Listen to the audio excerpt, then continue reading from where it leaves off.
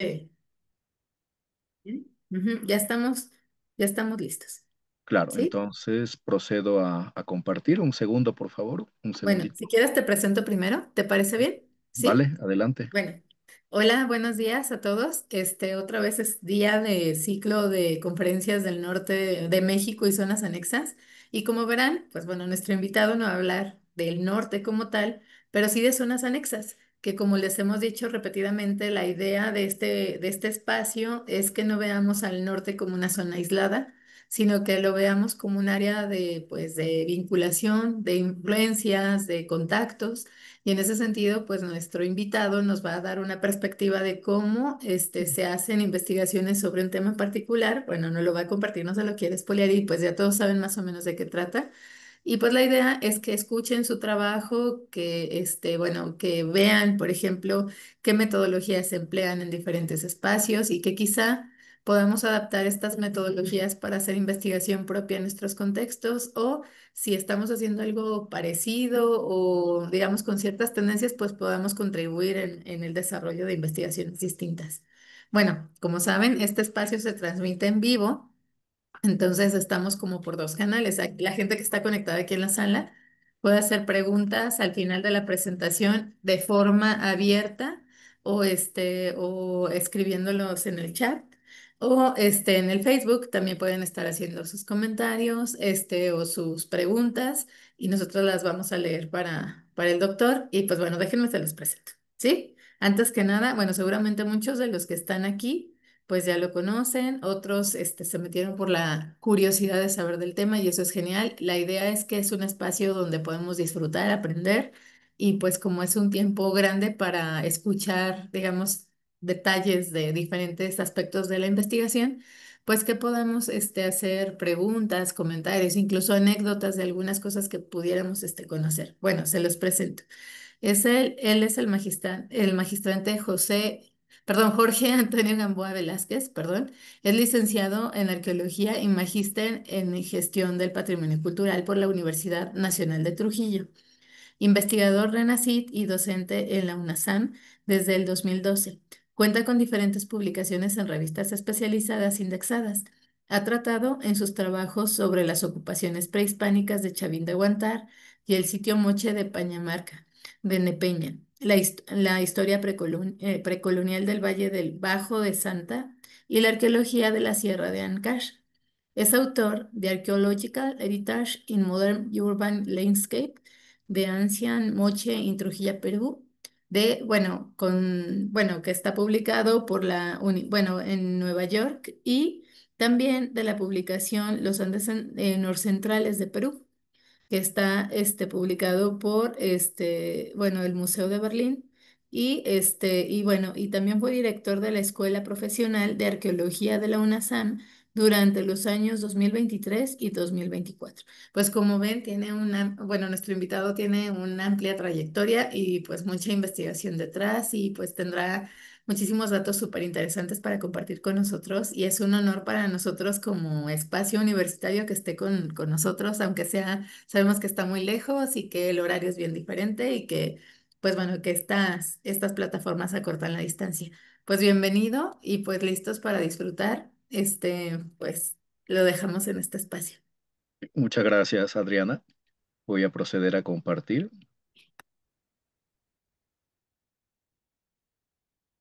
Me van comunicando si se observa ya la pantalla.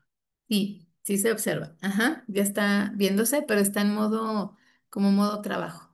Ajá, ya Ahora, está bien, ya se ve bien. Ujú. bien. Entonces empiezo. Muchísimas gracias nuevamente a los colegas de la Universidad Autónoma de San Luis Potosí por brindar esta oportunidad de compartir muchos datos que vamos a presentar durante unos 40, 50 minutos respecto a la arqueozoología y representaciones iconográficas del mono en los Andes prehispánicos, con una pequeña parte también enfocada en el mono representado en el periodo colonial. Quien les habla es arqueólogo y la ponencia es más un recopilatorio de datos procedentes de América del Sur que esperamos sean de interés para todos ustedes. Quien les habla los últimos años ha logrado dedicar alguna parte de su tiempo a la investigación arqueozoológica e iconográfica también. Entonces aquí como una forma de complementar lo que Adri nos estaba leyendo. Están algunas capturas de las cubiertas, las primeras páginas de publicaciones de quien les habla, dedicadas a dos especies, el mono, en diferentes periodos de los Andes prehispánicos, y el pato criollo o pato cairina moscata.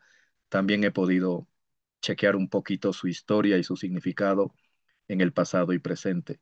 Pero esta tarde vamos a concentrarnos en los primates, en los monos, y particularmente aquellos de los Andes y de Sudamérica. Por favor, también me confirmas, Adri, si se escucha correctamente. Si todo va bien, ¿eh? Se escucha muy claro y se ve muy bien. Perfecto. Entonces, ahora sí, el tema no es únicamente sobre los primates en la arqueología sudamericana, más bien es sobre la relación entre los primates humanos y los primates no humanos. Y para eso, lo mejor que podemos hacer es mirar a nivel global esta relación. En todos los continentes, en todos los archipiélagos del planeta, ha habido una relación entre humanos y no humanos, sobre todo seres que, siendo silvestres, que no pertenecen a nuestra especie, nos acompañan de manera cotidiana, y eso incluye a muchos seres, desde las abejas hasta los primates, pasando por los caninos, los gatos y otras series de animales. La mayoría vertebrados, pero no hay que perder de vista también a los invertebrados como las abejas. Estas relaciones, particularmente entre el ser humano y los primates no humanos, se puede considerar que contienen, parten de algunas líneas generales ineludibles a todas las sociedades humanas: el desarrollo de la crianza en cautiverio de los monos, las relaciones a larga distancia que permiten acceder a ciertas especies de monos y distribuirlas en regiones donde no existen naturalmente. Pero también algunas condiciones se generan de estos dos puntos: la normalización de la subordinación del otro animal, donde los primates no humanos quedan en condición de una especie de servidumbre para nosotros. Y esto sin duda desemboca en la construcción muy fuerte, porque hasta el día de hoy está vigente totalmente, de subalternidades y jerarquías con estos parientes no tan lejanos nuestros.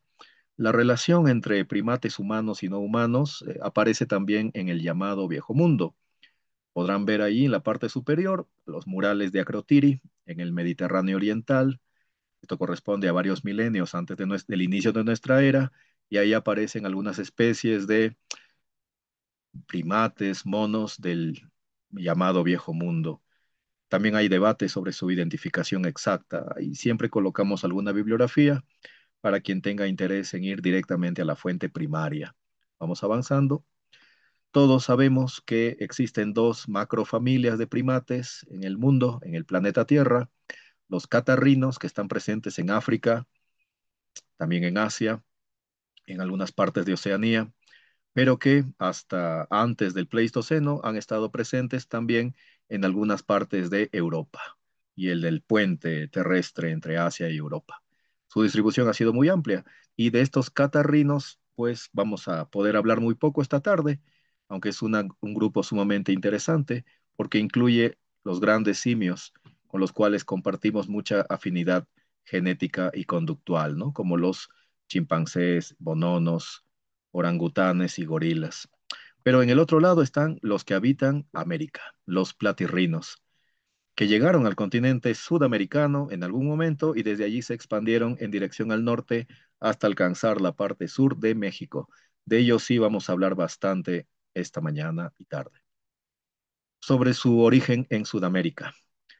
En base a los datos paleontológicos y también algunos datos genéticos más recientes, hay bastante seguridad, mucha certeza de que vienen de África, que llegaron en el Eoceno tardío, principios del Oligoceno, hace unos 36, 35 millones de años, a través de el Océano Atlántico meridional, arribando a la costa este de Sudamérica, entre lo que debería ser la desembocadura del Orinoco y la desembocadura del Río de la Plata. Es un territorio sumamente amplio y es probable que hayan llegado a la deriva sobre árboles arrastrados por las corrientes atlánticas.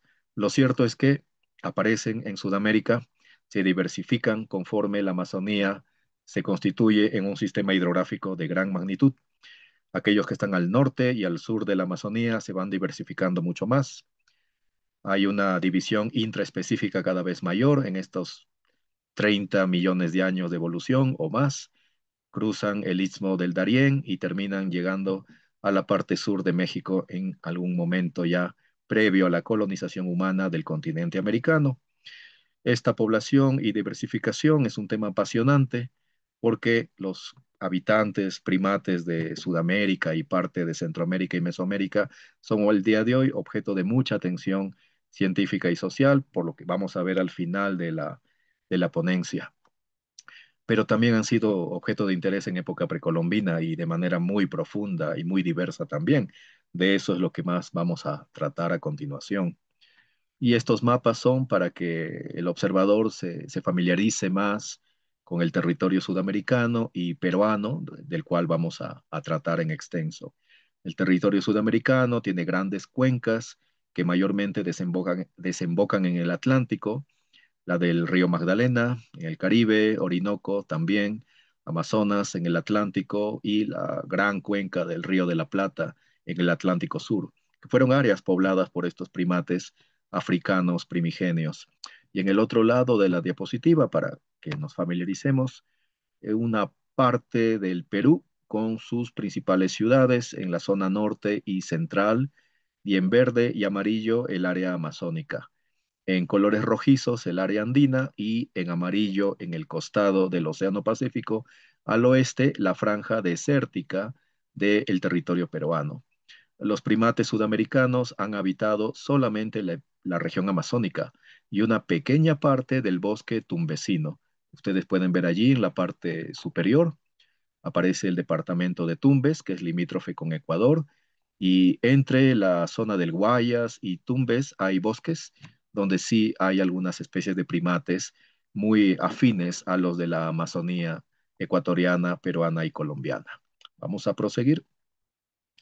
Estos platirrinos incluyen al Zapaius libidinosus y muchas otras especies de primates pequeños, la mayoría de ellos, algunos medianos, la minoría, y hay mucho interés por su conducta social. En el caso particular de los cebus y zapayus, estos géneros, estas especies, hay una conducta social extremadamente activa y también hay uso de artefactos. Algunos incluso hablan de producción de artefactos. Eso está en debate, pero vamos a ver esto a lo largo de la ponencia y ojalá haya posibilidad de dialogar y debatir también con quienes nos acompañen. Bueno, entonces el interés en ambas partes del Atlántico sobre los primates ha dado origen desde los 80 a un entusiasmo en las ciencias sociales y biológicas sobre los primates y la relación con los seres humanos.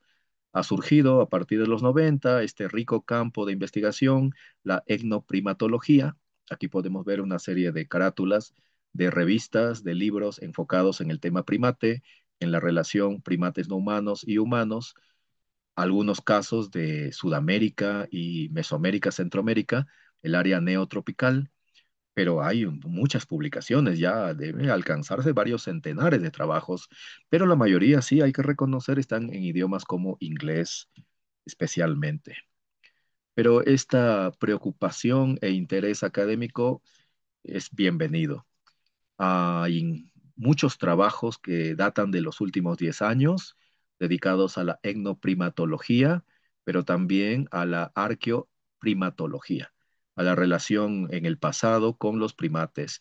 Y como pueden ver allí, por ejemplo, en el libro editado por Urbani, Joulatos y Anzac, eso está enfocado en la arqueología mundial, en sociedades de Asia, Europa, África y también de América, su relación con los primates vistos a través de la arqueología y la iconografía antigua.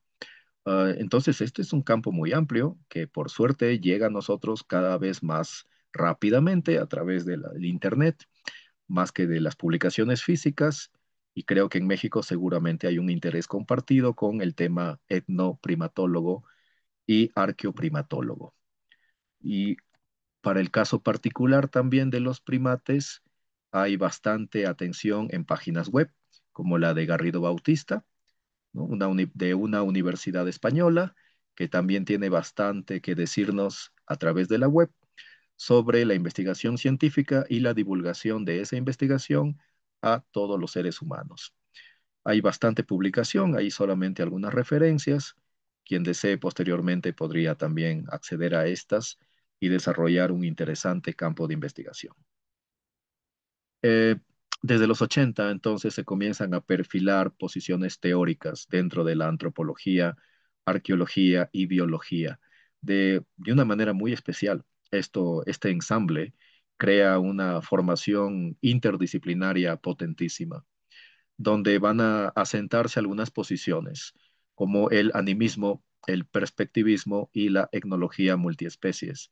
Y allí vamos a encontrar entre la gran multiplicidad de autores y autoras a personas que han destacado mucho, como por ejemplo Déscola, sus trabajos sobre la Amazonía peruana y ecuatoriana, Fausto de Brasil, sobre las relaciones de depredación entre humanos y no humanos, y otros más, como Haraway, Kirsky, Hemrich y el famoso Viveiro de Castro del perspectivismo, cómo los seres humanos perciben al mundo natural y cómo el mundo natural se podría percibir también a sí mismos y a los seres humanos.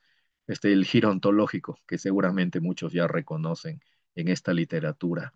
Y en las imágenes allí, para esta confrontación, ¿no? De mundo natural y mundo humano, que para muchos ya en las teorías como perspectivistas es uno solo y no se deben jamás desligar, el jaguar y el ser humano.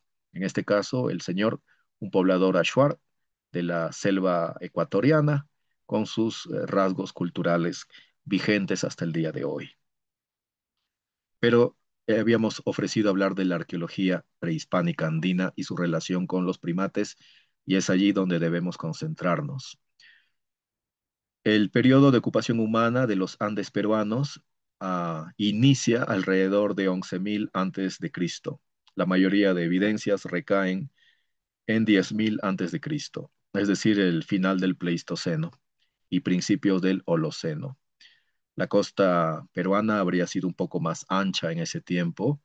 La Amazonía ya estaba configurada con los grandes ríos actuales y la cordillera de los Andes, que alcanza altitudes de 6.500 metros en algunas partes del norte de Perú, estaba totalmente configurada y determinaba los regímenes hidrográficos del Pacífico y del Atlántico en gran medida.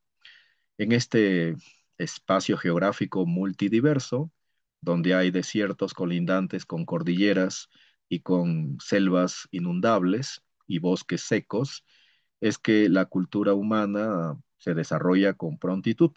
Y para el año 5000 antes de Cristo, antes de nuestra era, ya hay una gran abundancia de sociedades que están en pleno camino al sedentarismo o que ya son sedentarias, pero que todavía son precerámicas. La cerámica va a aparecer en los Andes peruanos alrededor de 1800 a 1500 antes de Cristo, a diferencia de lo que pasa en la costa ecuatoriana con Valdivia y otros desarrollos, donde la cerámica aparece alrededor de 3500 antes de Cristo y en la zona del río Magdalena, en Colombia, donde la cerámica es contemporánea a la tradición valdivia de Ecuador. Pero esa aparición de la cerámica, al parecer, no tuvo un rol determinante en el desarrollo del sedentarismo de los Andes centrales. Es tardía, sí, pero desde 5000 antes de Cristo hay una gran incidencia de una agricultura incipiente y para 3000 antes de Cristo la agricultura está bastante desarrollada, muy desarrollada. Y un detalle muy importante que merece cotejo con lo que ocurre en Ecuador, Colombia, México, etcétera. Ya no hay solamente sedentarismo, hay un urbanismo enfocado a la construcción de grandes paisajes de plazas y plataformas realmente monumentales. Y un ejemplo de ello es el afamado lugar de Caral, que es un centro ceremonial masivo, gigantesco, ubicado en la costa central peruana, en el valle de Supe. Ahí aparece un recuadro rojo, está ahí la costa y la sierra central de Perú. Y miren, no solamente se trata de Caral, sino que hay decenas de sitios de magnitud menor a Caral, pero igual de importancia para nosotros a nivel patrimonial, turístico e identitario. Caral es el mayor de todos ellos, pero entre esta gran cantidad de sitios complementarios está, por ejemplo, Áspero y Bichama, que son centros ceremoniales que reiteran esta organización del paisaje sagrado con grandes plazas, plataformas, plazas hundidas y áreas habitacionales alrededor. En Caral, como ya ustedes están viendo, hay este conjunto de flautas hechas en hueso de ave, donde aparecen incisas figuras con la boca muy abierta, ojos circulares muy grandes, una cola prensil, y que han sido interpretados como monos aulladores. Bueno, es un dato sumamente interesante.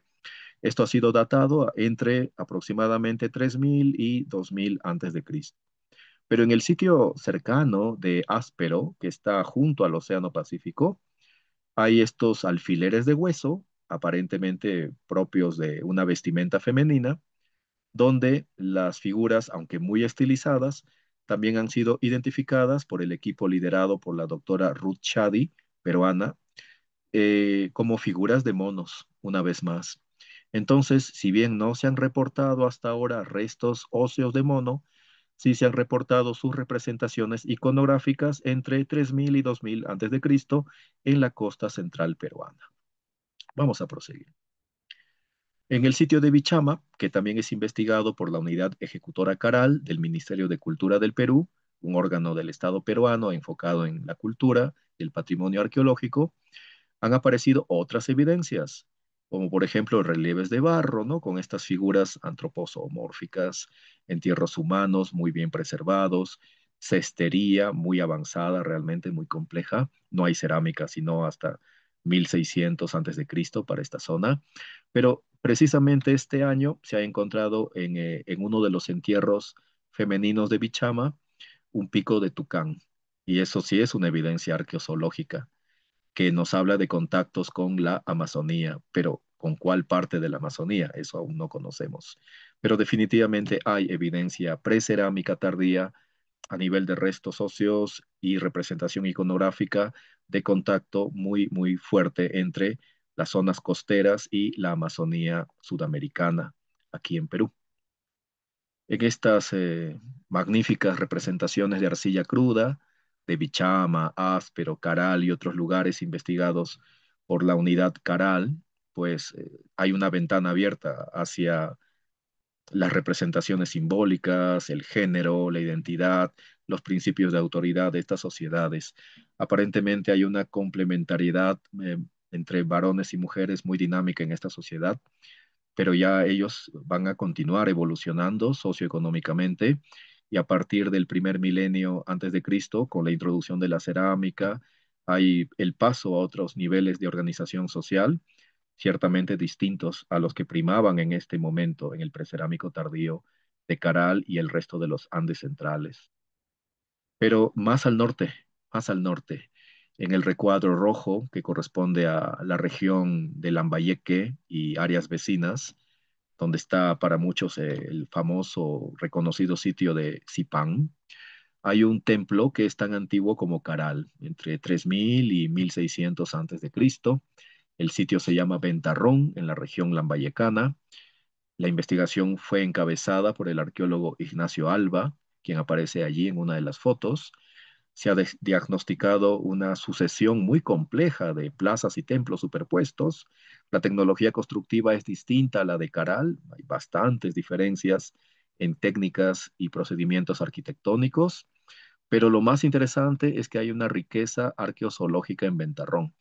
Se reportó el entierro en un relleno de los edificios de un cebus, mono, capuchino, conocido así por algunos, pero también restos de una nutria y de un loro o guacamayo pequeño.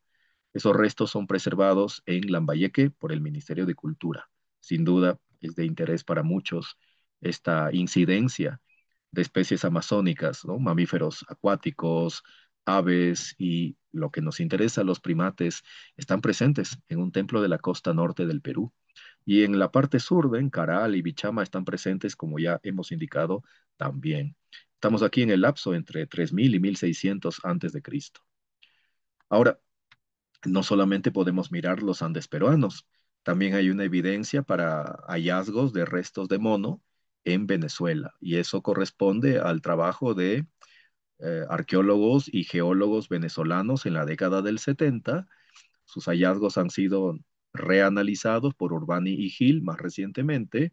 Todo indica que se trata de restos de monos aulladores rojos, Alohuatas ceniculus, que estarían datando entre 3400 y 2900 antes del presente. Para nosotros en los Andes centrales, eso corresponde ya al primer milenio antes de Cristo, ya con cerámica.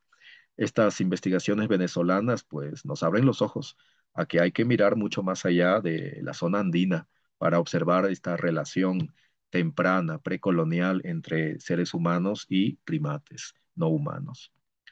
Ahora, si vamos al norte de Chile, hay otra evidencia arqueozoológica muy importante. Estoy agrupando los datos arqueozoológicos al inicio y vamos a dejar la parte iconográfica a continuación.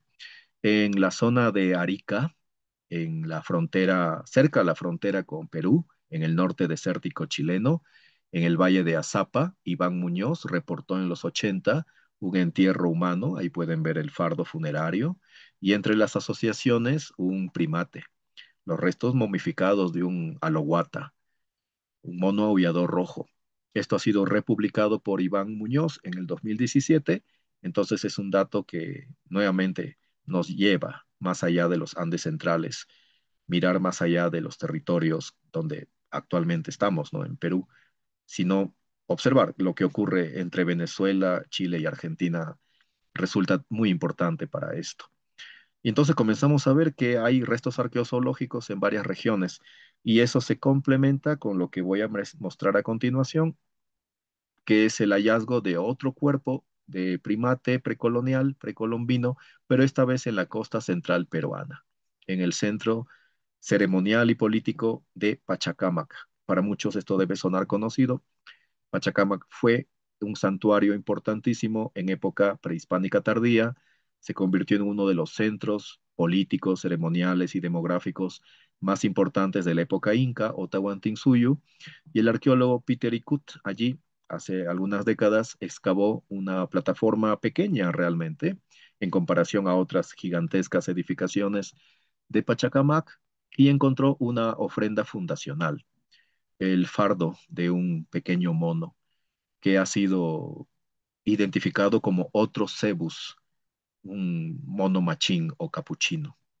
Este monito fue enfardelado, no fue enterrado de manera accidental y la denominación del edificio donde fue encontrado cambió, pasó a ser llamado el Templo del Mono.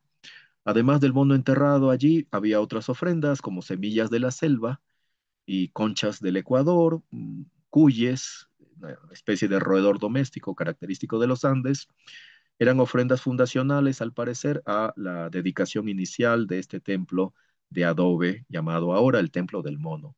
Todos estos materiales están en resguardo del Ministerio de Cultura del Perú en el propio sitio de Pachacamac. Y esos son los datos arqueozoológicos que he podido reunir. Parecen pocos, pero son sumamente importantes. Abarcan la época precerámica, abarcan la época prehispánica tardía y están presentes en tres países: Venezuela, Perú y Chile. No son muchos ciertamente, pero por suerte, este año, en una investigación realizada en el Valle de Chicama por el arqueólogo peruano Henry Tantaleán, en el sitio del Icapa, las noticias que se han difundido indican hallazgos de restos de monos para un contexto moche, entre aproximadamente 400 y 800 después de Cristo. Eso es un hallazgo sumamente importante que ojalá se llegue a publicar con prontitud. Pero ahora vamos a entrar a la parte iconográfica y vamos a hablar de los estilos precoloniales de arte y iconografía de los Andes centrales, básicamente. Para empezar, tenemos el periodo formativo, que equivale a la época desde la introducción de la cerámica hasta los finales del último siglo antes de Cristo en Perú, es decir, de 1800 a 100 antes de Cristo.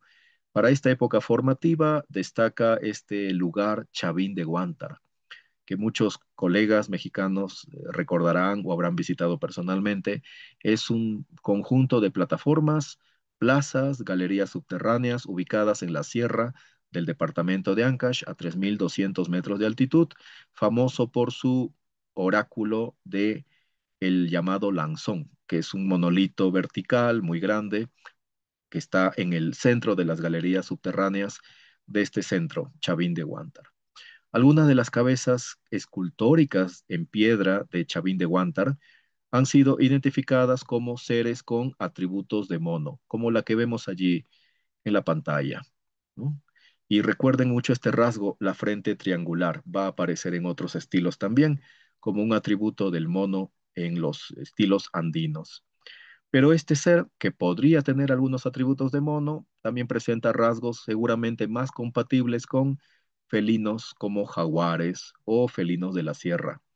De Chavín de Huántar a la Amazonía, la distancia es más o menos de unos 150 kilómetros. Está bastante distante, pero hay evidencias de contacto con la Amazonía, evidencias que fueron identificadas hace más de un siglo por Julio César Tello, uno de los primeros arqueólogos del Perú. Pero no solamente Chavín de Huántar ocupa la época formativa de los Andes centrales, también está el estilo de Vicús, y eso ocurre en Piura. Piura está muy cercano a Tumbes y al Ecuador, que veíamos hace unos minutos. Me van hablando del tiempo, por favor, Adriana, si paso mucho, me comenta para agilizar. No, tú libremente, ¿eh? O sea, estamos disfrutando mucho el tema y tú siéntate libre, que al cabo hay tiempo. Ok, porque estamos ahorita al 25% de la ponencia.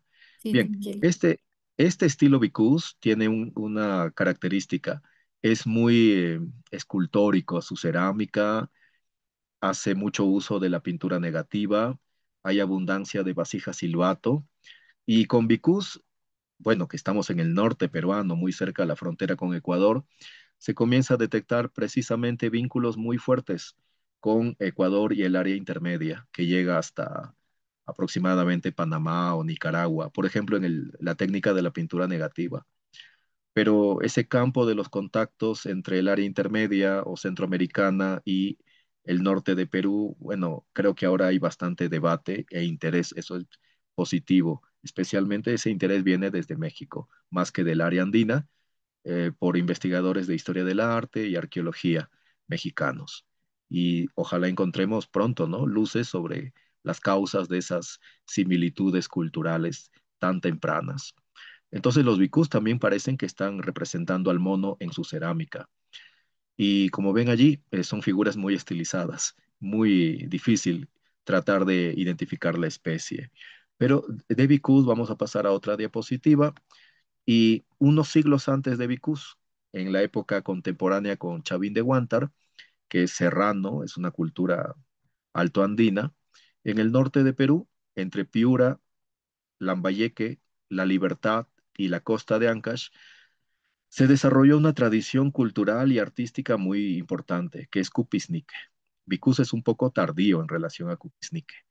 Vicus ya abarca los finales del formativo y parte de los primeros siglos de nuestra era, hasta aproximadamente 500 después de Cristo.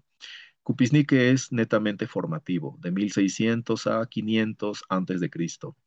Pero decimos tradición cupisnique porque dentro de ella hay una gran diversidad estilística a nivel de la cerámica doméstica y la cerámica ritual. Por ejemplo, ahí tenemos dos botellas que los libros van a decir cupisnique, pero si ustedes observan los rasgos del gollete, del arco del gollete, pues hay muchas diferencias. Lo que nos interesa más es que ambas manifestaciones estilísticas dentro de la tradición cupisnique representan a primates. En el caso de la vasija gris, el primate es algo naturalista, ¿no? Se puede ver ahí su frente triangular, las orejas, la prominencia de la boca, los colmillos, la lengua entre los colmillos, un rasgo que más alude a la conducta del primate. Y en la vasija roja, que aparece en dos ángulos allí, los rasgos del primate están sumamente estilizados. Su carita es simplemente una sucesión de curvas, ¿no? Para nosotros muy tierna o caricaturesca, para ellos no lo sabemos realmente. Y en la cámara de la botella, el cuerpo del primate está convertido en una sucesión de bandas que aluden a los brazos y piernas y figuras que probablemente hayan sido producto ya del simbolismo de los alfareros sobre el cuerpo del primate, más que el propio cuerpo del animal, ¿no? Esas figuras convulsionadas que aparecen en el pecho del primate no son parte de su anatomía, sino que son símbolos añadidos al primate. Y esos círculos concéntricos en los brazos y piernas del mono en la cerámica roja probablemente tampoco sean parte de la anatomía de alguna especie de mono sudamericano, sino que son otros símbolos. El animal que sí tiene ese tipo de manchas es más el jaguar y otros felinos sudamericanos. Tal vez sea una combinación de varios seres, uno de los cuales presta el rostro, ¿no? En este caso, un monito. La tradición cupiznica entonces es otro conjunto de evidencias muy importante, junto a Vicús y Chavín de Huántar, sobre los primates en el primer milenio de nuestra era, en los Andes centrales. Luego en la costa de Ica, en la costa centro-sur peruana, viene una tradición muy afamada en América, que es Paracas. Es una tradición que destaca por su textilería, por sus mantos bordados. Entre la iconografía Paracas hay algunos seres que han sido interpretados desde la época de Tello como probablemente primates o monos, pero tal vez estamos ante seres híbridos que combinan rasgos de felino, de primate y de otros seres más, y a veces también tienen rasgos humanos. Esa mezcolanza de corporalidades nunca hay que perderla de vista cuando observamos los estilos andinos. Bueno, en este caso particular, que es un fragmento textil Paracas, aparece un ser antropomórfico, tiene diadema, una lengua que se transforma en serpiente, una cola prensil, ¿no? Curva, que también parece transformarse en serpiente, pero observen en la parte del lomo hay dos payares, dos frejoles, y eso es un tema para otra conversación, ¿no? Los payares pintados, naturales o artificiales en la cultura andina. Pero ahora sí tenemos que volver a la costa norte peruana, ¿no? La región que está entre la costa ancashina y el departamento de Piura. De Piura hablábamos hace un momento. Y del estilo moche, que va a desarrollarse entre el primer siglo de nuestra era y aproximadamente 800 de nuestra era. Es un tiempo muy largo, casi 7 u 8 siglos, de desarrollo cultural norcosteño del Perú, donde los vínculos con otras regiones no pueden dejar de mencionarse. Los moches tienen mucha relación con la gente que va entre Tumbes y Ecuador. Definitivamente hay mucho vínculo. Tienen mucha relación con la sierra, con culturas como Cajamarca, Huamachuco, Recuay, de la Sierra Norte peruana, pero también tienen mucha relación con la selva. Y para eso tienen que haber tenido la posibilidad de pasar a través de la sierra hasta alcanzar la Amazonía peruana o ecuatoriana. Esos vínculos con la selva, pues podemos verlas acá en esta diapositiva. Hay cerámica ritual, moche, que representa al tucán, que es un animal amazónico, a los tigrillos, jaguares, a los monos, y en algunos casos son figuras muy naturalistas que incluso permiten hablar de especie, ¿no? Pero en otros casos son figuras de seres que aparecen antropomorfizados. Por ejemplo, el que está con la letra A es un hombre mono o mono hombre. Tiene una vestimenta sacerdotal. Ese es un vestido que caracteriza a los hombres con rango sacerdotal. Y miren que con 4 patas está agarrando un cántaro que tiene tapa.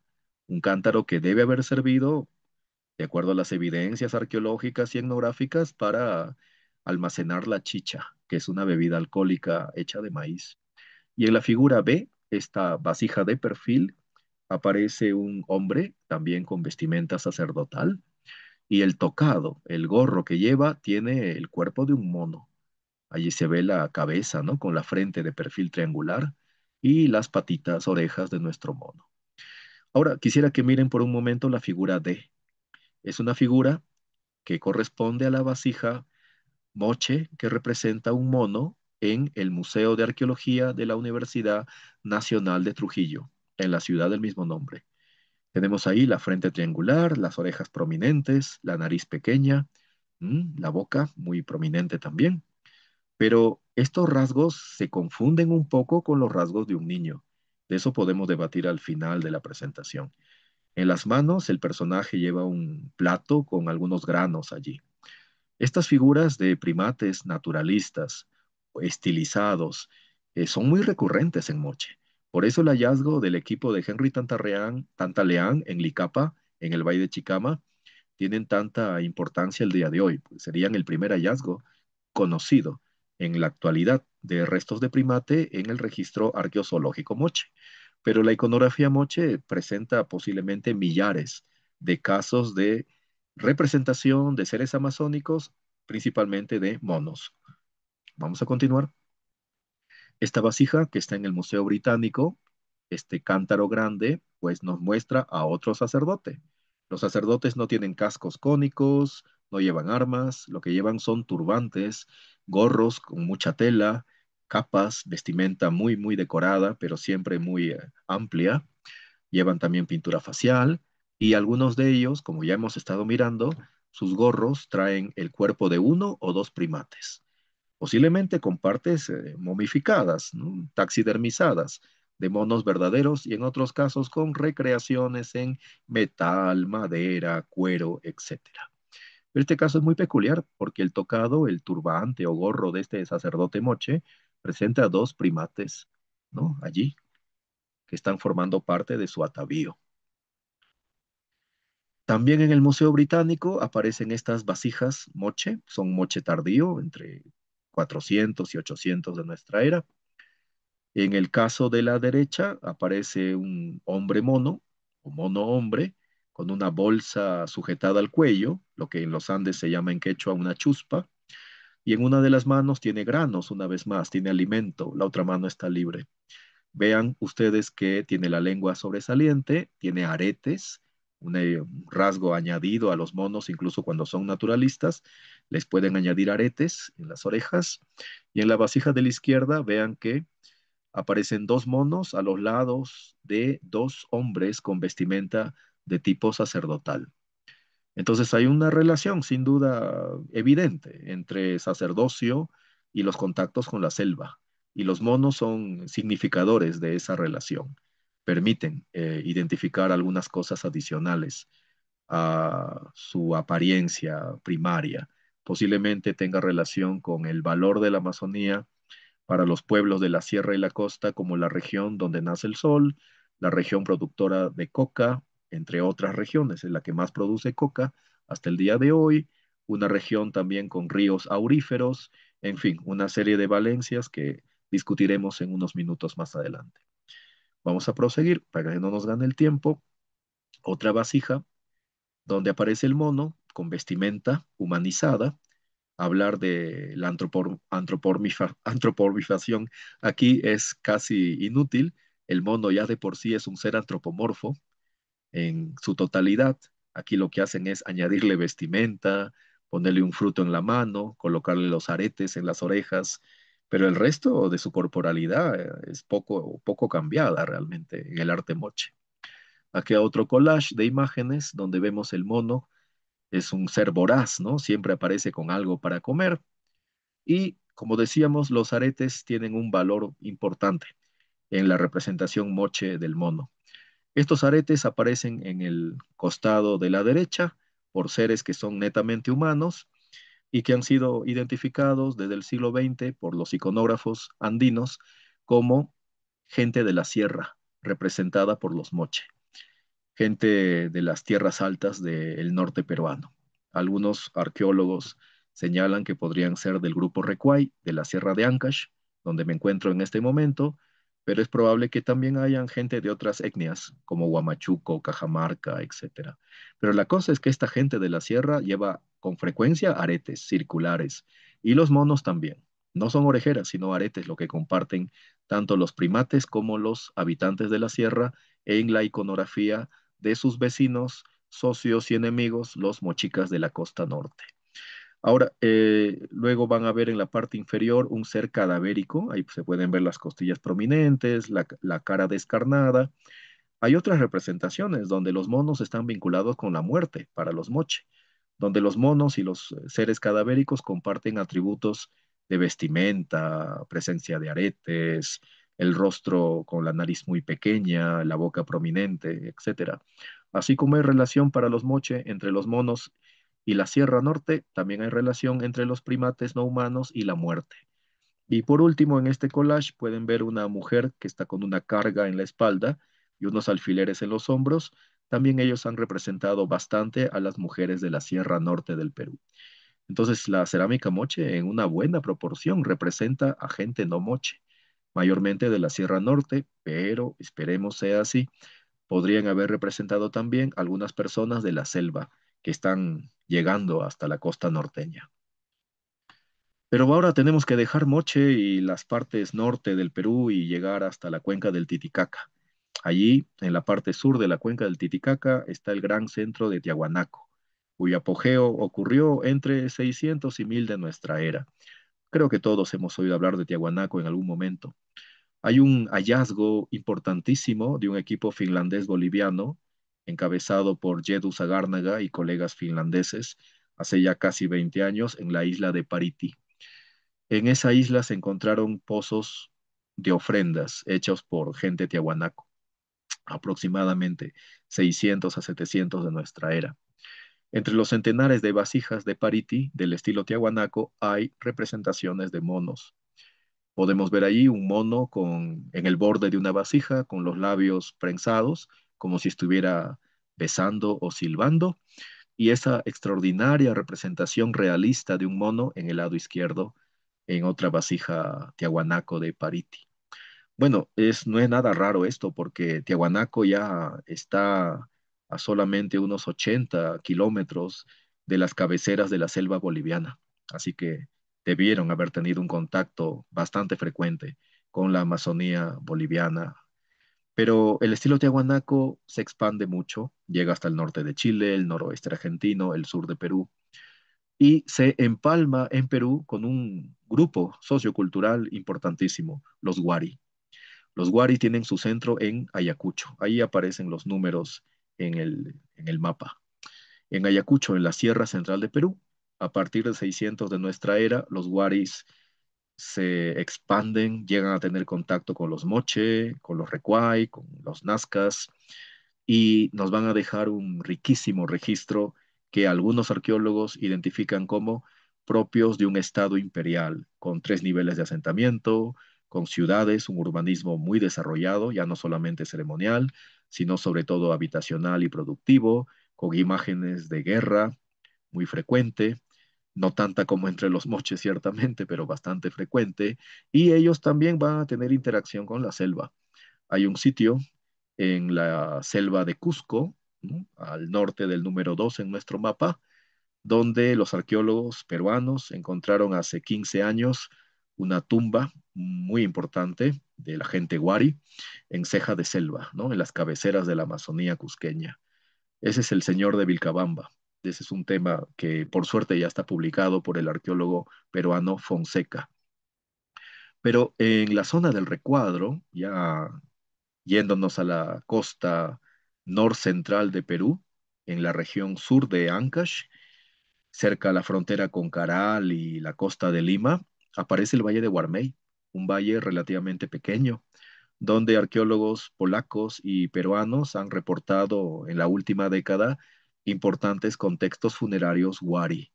Algunas cosas Wari del castillo de Guarmey, así se llama el lugar, demuestran vinculación muy fuerte con los Moche.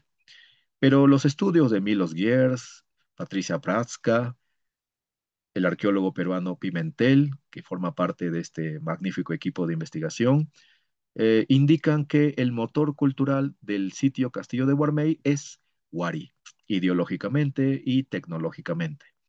Entre los múltiples artefactos están estas cerámicas Wari que representan a jefes o sacerdotes o personajes importantes, pero las tumbas son mayormente femeninas. Eso hay que incidir mucho para el caso del Castillo de Guarmey. Entre las orejeras de madera y de metal que se han encontrado en el sitio Castillo de Guarmey, de esta clase Wari gobernante del valle, el mismo nombre, pues aparece una orejera de madera, un par de ellas, con la figura de dos monos abrazados, como ven allí. Podría tratarse de monos que están jugando, peleando, la conducta primate es muy interesante, ¿no? Es casi tan variable como la humana, aunque nunca llega al nivel de complejidad, ¿no? Y contradicción emocional que la conducta humana, pero son así, juegan y pelean al mismo tiempo muchas veces. Y están rodeados estos monitos por una hilera de círculos. Sé que allá en México le dicen chalchihuites a estas figuras geométricas. Aquí no, simplemente le decimos círculos con punto central, ¿no? Bastante fríos en nuestra descripción de esos motivos iconográficos. Pero es difícil saber a qué especie se referirían los artesanos o artesanas del castillo de Guarmey. En el caso de Pariti, para Tiahuanaco, pues es probable que se trate de cebus o zapayus, que son los monos capuchinos que veíamos al inicio de la ponencia. Pero no nos olvidemos que a pocos cientos de kilómetros de Tiahuanaco y Pariti es el hallazgo de Azapa, del arqueólogo chileno Muñoz, de un mono alohuata, de un mono aullador, que corresponde a unos siglos luego del final del apogeo de Tiahuanaco, casi para la época inca. Terminando ya con la parte iconográfica prehispánica en los Andes peruanos, tenemos el estilo Casma, que se desarrolla después de los Moche, en la costa ancashina, entre los valles de Chao y Guarmey por el sur, este territorio que antes fue dominado por quienes portaban el estilo cerámico, el estilo iconográfico Moche, a partir del siglo IX de nuestra era, es el lugar de desarrollo de un nuevo estilo de cerámica. Las poblaciones posiblemente sean las mismas, pero el cambio generacional se ve reflejado en el estilo de cerámica. Este estilo Casma tiene mucha importancia para nosotros. Viene siendo investigado con énfasis por arqueólogos peruanos y extranjeros en diferentes valles entre Chao y Guarmey. Y lo que quiero acá recordar es que los Casma prestan mucha atención también a los monos. Vemos ahí los monos en la parte del cuello de grandes cántaros, seguramente para chicha, para la bebida de maíz tan consumida acá. Aparecen en vasijas monócromas, bícromas y polícromas. Aparecen monos con ciertos rasgos naturalistas, como lo que están allí en la vasija pictórica, y a veces también sumamente estilizados. Se podría pensar en zapayus, en cebus, no se puede negar la posibilidad, pero el estilo Casma no es tan realista o naturalista como el estilo Moche, donde sí podríamos pensar en los monos machines o capuchinos. En Casma no es posible. Y tampoco hay arqueozoología de restos de primate en los sitios Casma. Pero más al norte de los Casma, en los departamentos de Lambayeque y La Libertad, en las tierras costeñas, donde antes habían estado los moches, y los bicús por el norte, pues hay otros estilos contemporáneos a Casma. El estilo Lambayeque al norte y el estilo Chimú en las tierras de La Libertad. De esos estilos vamos a hablar porque es muy interesante lo que ellos hacen en relación con los monos prehispánicos. La 1:29 acá en Perú, ya debe ser una hora menos en México. Esta vasija del estilo Lambayeque tardío, aquí voy a corregir, por favor, porque es 1000 a 1450 de nuestra era. Me ayudan ahí a corregir. Esta vasija, que es una botella de doble cuerpo, representa a un par de monos antropomórficos que están realizando una actividad que difícilmente pueden hacerlos ellos en su estado natural, cargar una hamaca. Y en esa hamaca aparece un mono aparentemente más naturalista, sin rasgos humanos. Este par de monos, uno pequeño y uno grande, más que ser únicamente monos, serían seres antropomórficos, cuya cabeza es de mono, pero cuya forma de conducirse y de actuar es más de un ser humano para poder llevar entre pares estas hamacas de transporte, donde sí aparece un monito aparentemente no humanizado. Estas son vasijas funerarias, entonces deben tener una relación una vez más con la cuestión religiosa y sacerdotal. Esta vasija está conservada en el Museo Nacional Brüning, en el departamento de Lambayeque, Perú. El mismo Museo Brüning, gracias a la cortesía del arqueólogo Carlos Wester, su director, presenta otras muestras de vasijas donde el mono una vez más se luce, casi siempre realizando una actividad vinculada con la nutrición, la subsistencia, ¿no? Ya veíamos con Moche esta voracidad del mono, siempre busca comer o consumir algo. Aquí parece llevarse a la boca una buena mazorca de maíz, ¿no? Su elote está comiendo allí. Y en la parte inferior hay algunos símbolos geométricos de difícil interpretación, pero a veces los llamamos técnicamente la ola escalonada. Para el caso Chimú, quiero recordar que hay una característica muy peculiar. Los Chimú desarrollan lo que llamamos para los Andes peruanos un estado expansionista, un imperio, que ha sido cotejado con el estado Inca y el estado de los Wari, de los que hablábamos minutos antes. La capital del estado Chimú habría sido la gran ciudad o centro urbano ceremonial de Chan en el Valle Bajo de Moche, muy cerca de la ciudad de Trujillo, cuya extensión es de aproximadamente 20 kilómetros cuadrados, ¿no? Ahí compite con Teotihuacán en extensión. La cronología de Chan va entre 900 y 1450 de nuestra era. Con los incas comienza a decaer bastante, aunque nunca deja de ser ocupada. Pero estas maquetas, estas figuras en madera sobre bases de tela y caña que vemos en la diapositiva, no son de Chan son de un sitio Moche, Huacas del Sol y de la Luna, ubicado en el mismo valle, a unos 20 kilómetros. Este sitio, que floreció durante la época Moche, Huacas del Sol y de la Luna, fue reocupado por los Chimú, quienes en algún momento, entre los siglos X y XV de nuestra era, realizaron entierros realmente muy sorprendentes, cámaras intrusivas en la arquitectura de adobe Moche, donde aparecen cuerpos de seres muy jóvenes, niños y adolescentes, personas humanas muy jóvenes, mucha cerámica típica del estilo Chimú y estas figuras que pueden alcanzar las maquetas, las bases, hasta los 40, 50 centímetros de largo. Sobre esas bases de caña forrada con tela de algodón aparecen decenas de figuras de madera tallada con incrustaciones de concha, de nácar. Aquí tenemos dos ejemplos. Por suerte, esto fue a pesar del saqueo realizado en Huaca de la Luna desde la colonia hasta el siglo XX, fue rescatado por el equipo liderado por el arqueólogo peruano Santiago Uceda Castillo en los 90. Ahora todos podemos ver estas piezas en el museo de sitio que lleva el nombre de Santiago Uceda, quien falleció hace pocos años en Huacas de Moche. En este museo y en estas maquetas podemos observar diferentes ceremonias chimú. Por ejemplo, como ven en la parte inferior, el traslado de fardos funerarios, no en hamacas, sino en grandes palos que permiten conducirlos en hombros. También hay sacrificio de prisioneros y otro tipo de escenas, pero curiosamente el mono está presente en varias de ellas. Ahí ustedes, por favor, guíense por las flechas de color blanco.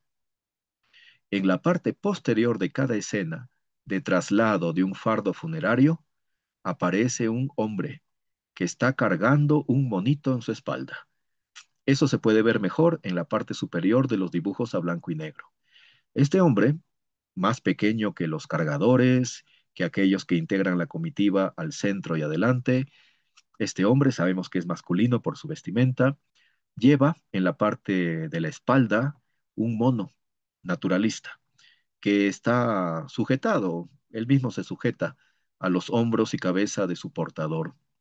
Aparece este personaje, el portador del mono, en cada una de las dos escenas de ceremonia mortuoria recuperadas por el equipo de Santiago Uceda en Huaca de la Luna, pero de época Chimú.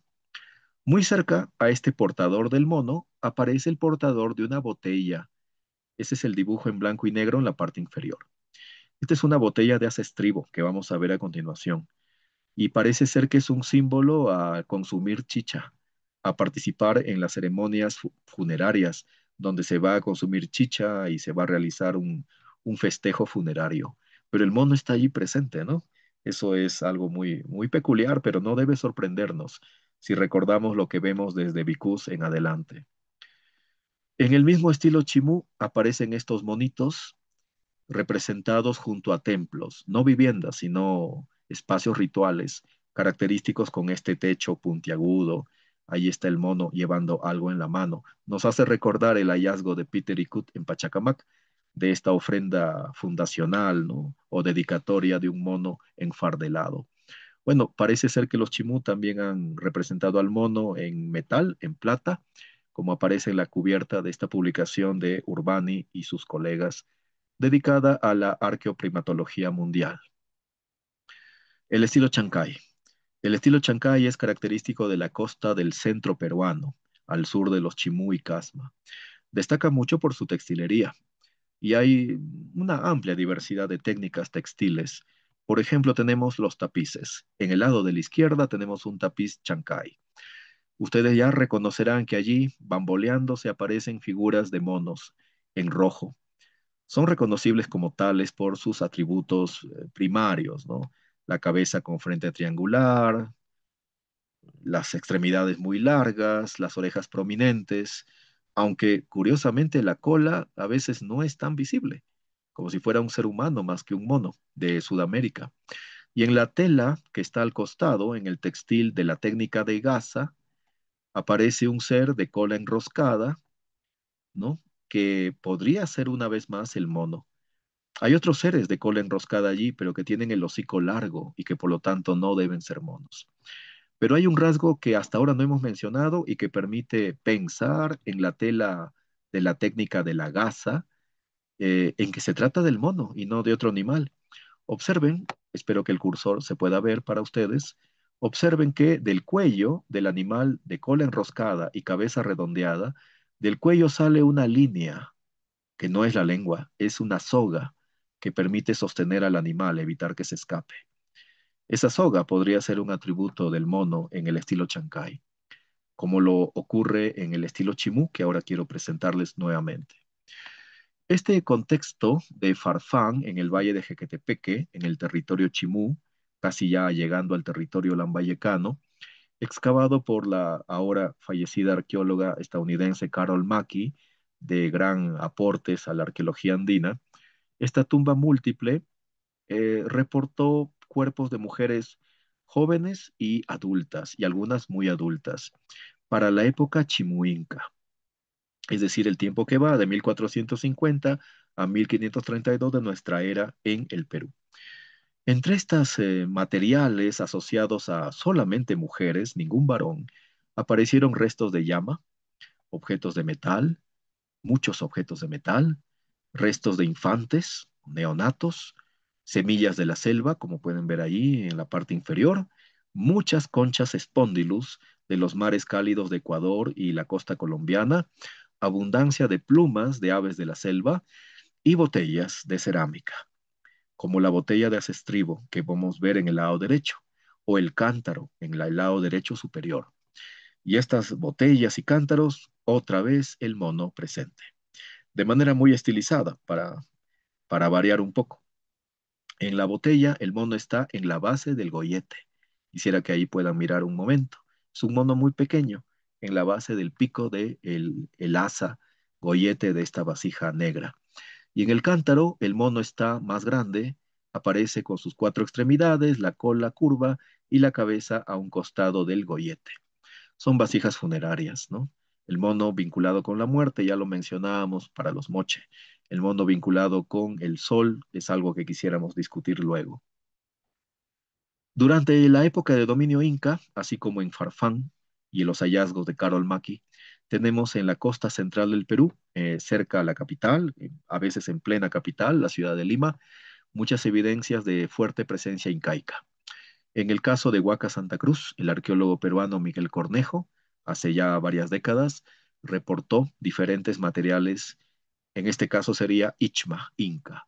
Ichma es la cultura local de la costa central de Lima, particularmente del Valle de Rímac, donde está la ciudad de Lima, durante la época previa a lo Inca y durante el tiempo de dominio Inca, hasta la llegada de los españoles. Allí pueden ver ustedes vasijas en forma de papa, de patata, donde el mono aparece trepado, sujetando el gollete, vasijas de doble cuerpo, una vez más con el mono, ahí si se fijan, el mono está que se toca la cabeza, un gesto conductual también frecuente en los primates sudamericanos, y en la parte inferior una vasija que parece representar a un mono, aunque a otros me han dicho, no, ese es un bebé, un niño muy pequeño, bueno, ya hemos hablado que hay cierta relación icónica entre bebés y monos para los Andes, y finalmente un cántaro típicamente inca, que no tiene influencia estilística foránea o no inca. Es el famoso cántaro aríbalo para el estilo incaico. Pero ahí está el mono presente, ¿no? relacionado con la niñez, relacionado con los tubérculos de la sierra, etcétera.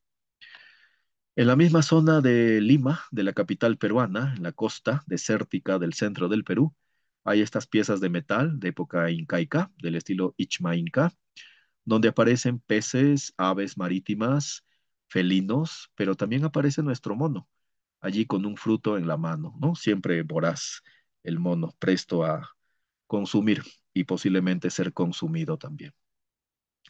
Ya para cerrar, estamos casi al final de la ponencia. Todo lo que hemos venido debatiendo nos permiten hablar de un tráfico intensísimo entre tierras costeñas, serranas y amazónicas sudamericanas. El tema de la relación con lo que ocurre al norte de Panamá es algo de gran interés para todos, pero amerita su propio debate. Entre este tráfico aparece el intercambio a lo largo de cientos y miles de kilómetros de artículos como las conchas Spondylus de los mares tropicales del norte, la obsidiana, minerales diversos y pigmentos también diversos, cerámica fina, aunque podría ser que la cerámica no fina es aquella usada en la cocina, en las actividades más cotidianas, también haya tenido su propia red de distribución, textiles, por supuesto, coca, otras plantas sagradas, sal, pescado, carne de llama seca y salada. Los monos están allí como parte del tráfico de muchos artículos y seres, así como ideas, a lo largo de miles de kilómetros cuadrados. Los felinos también, porque aparte de tenerlos como símbolos religiosos y políticos, probablemente sus pieles también han sido intercambiadas de un lugar para otro y muchos objetos más, como las turquesas y lapislázuli que vemos por allí. La hoja de coca es un motor de estos grandes contactos sudamericanos. El espóndilos, por supuesto, también lo era. Y habíamos prometido hablar un poquito de lo que es la parte colonial del norte de Perú. Vamos a hablar poco realmente porque esto da para otra temática, para otra oportunidad. En el mismo Museo Nacional Brüning, que amablemente nos mostraba piezas Lambayeque con representación del mono, hay una botella de doble cuerpo con técnica vidriada de decoración de engobe, es decir, colonial netamente, donde aparece de forma muy pequeña en realidad. No es como ustedes pueden pensar, una representación monumental, ¿no? Es una pieza relativamente chica, pequeña, una pareja bastante peculiar. Un mono, reconocible por su frente, con silueta triangular, sus orejas, su boca prominente, sus grandes ojos, y un felino, con su morro puntiagudo, ¿no? Su boca, que es muy distinta a la boca del mono, sus orejas en otra posición anatómica, y que no tiene antropomorfización, sino que está representado en forma bastante naturalista. En cambio, el mono ya de por sí es un ser antropomorfo, como hemos indicado antes. Lo curioso es que el mono parece que está haciéndole algo al jaguar en su oreja y lomo. Lo está palmeando, auscultando. Seguro que hay una mitología muy compleja y literariamente rica relacionada con estas figuras, de las cuales nos queda solamente el reflejo de su representación icónica. Pero ojalá podamos encontrar más imágenes cotejables con esta y tengamos una pista adicional al por qué el mono aparece aquí tomándose tantas confianzas, ¿no? Tantas atribuciones con el felino que más bien ruge aparentemente hacia un costado.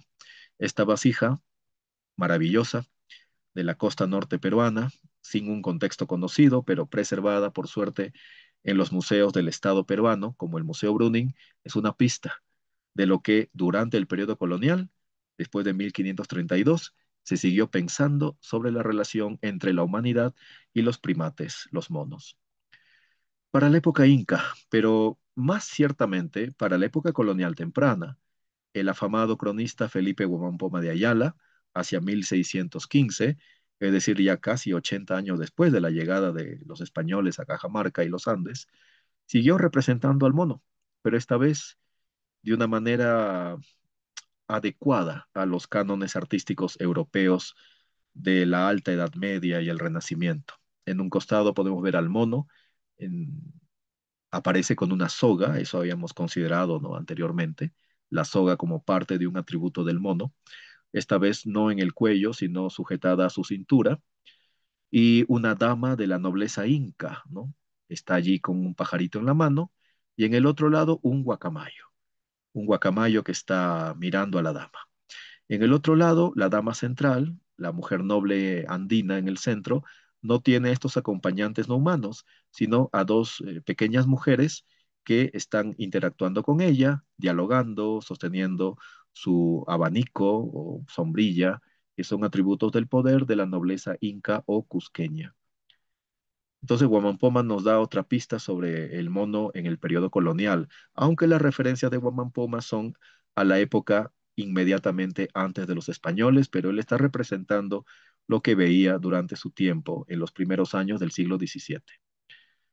Y quisiera allí, ya para llegar a la parte final de la ponencia, incidir en la comparación entre la lámina de Guamampoma de Ayala y las fotos de monos que están presentes en Sudamérica, ¿no? Hay aulladores, capuchinos y otras especies más. El mono araña también. Ciertamente, Guamampoma se tomó sus libertades para representar al mono. Prefirió enfatizar algunos aspectos, como la pelambre, ¿no? Pero también antropomorfizó bastante al mono allí representado, que otra vez tiene un fruto, un alimento en la mano, y no se olviden la soga que impide que escape. Alexander von Humboldt, en la parte ya final de la colonia, pocas décadas antes del inicio de las grandes revoluciones sudamericanas del siglo XIX, representó al mono, pero lo hizo de una forma muy naturalista, un mono aullador con una banana en la mano. Ya con esto vamos a la parte final de la ponencia.